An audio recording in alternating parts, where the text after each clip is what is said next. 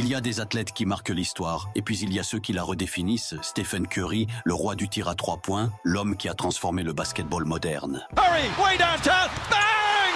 Bang! Mais derrière les trophées, les records et le sourire impeccable se cache une histoire bien plus complexe. Une histoire où le plus grand ennemi de Curry ne se trouve pas sur le terrain mais à la maison. Pendant des années, Curry a incarné l'image parfaite. Un champion humble, un mari fidèle, un père modèle, un joueur sans scandale, sans polémique. Et à ses côtés, Ayesha, la femme souriante, passionnée de cuisine, qui semblait former avec lui le couple idéal. Mais cette image, pourtant si lisse, a commencé à se fissurer. Le soir du 16 juin 2016, tout bascule. Cleveland remonte un déficit historique. LeBron James ramène son équipe au sommet et les Warriors s'effondrent. Quelques heures plus tard, Ayesha Curry écrit un tweet devenu légendaire. La NBA est truquée. Je l'ai vu de mes propres yeux. Une simple phrase, mais un séisme médiatique. C'était le premier signe que, dans l'ombre du joueur modèle, une tempête se préparait. Au fil du temps, Ayesha multiplie les interventions publiques. Et chaque apparition semble un peu plus embarrassante pour son mari. Lors d'une émission, elle avoue ressentir un manque d'attention masculine. Elle dit se sentir invisible, tandis que des milliers de femmes idolâtrent son mari. À ses côtés, la mère de Stephen tente de la raisonner.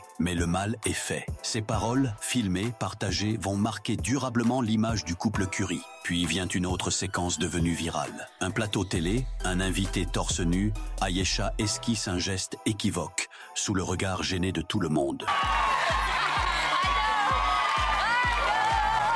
Encore une fois, c'est léger, c'est peut-être une plaisanterie, mais pour un homme comme Curry, toujours impeccable en public, c'est une nouvelle flèche, et dans l'armure. Et comme si cela ne suffisait pas, elle révèle à l'écran les détails intimes de leur vie privée, jusqu'aux goûts les plus personnels de son mari. Des confidences qu'aucun champion ne souhaite voir étalées devant des millions de spectateurs. Récemment encore, Ayesha est revenue sur le devant de la scène. Sur un podcast, elle confie qu'elle ne voulait ni mariage, ni enfant, qu'elle rêvait d'une carrière, d'une vie d'indépendance avant que tout ne change trop vite. Je ne voulais pas d'enfant, je ne voulais pas me marier, je pensais que j'allais être une femme de carrière et c'est tout. Je n'ai jamais rêvé de robe de mariée ou de mariage, et puis tout est arrivé très tôt dans ma vie. Elle explique ressentir encore aujourd'hui un vide, et c'est là que le contraste devient saisissant. Parce que Ayesha Curry n'est pas une simple femme de. Elle a ses propres restaurants, ses émissions, ses marques, une femme accomplie. Mais malgré tout, elle semble continuellement en quête de reconnaissance, et à chaque nouvelle interview, à chaque confidence, c'est l'image publique de Curry qui s'effrite un peu plus.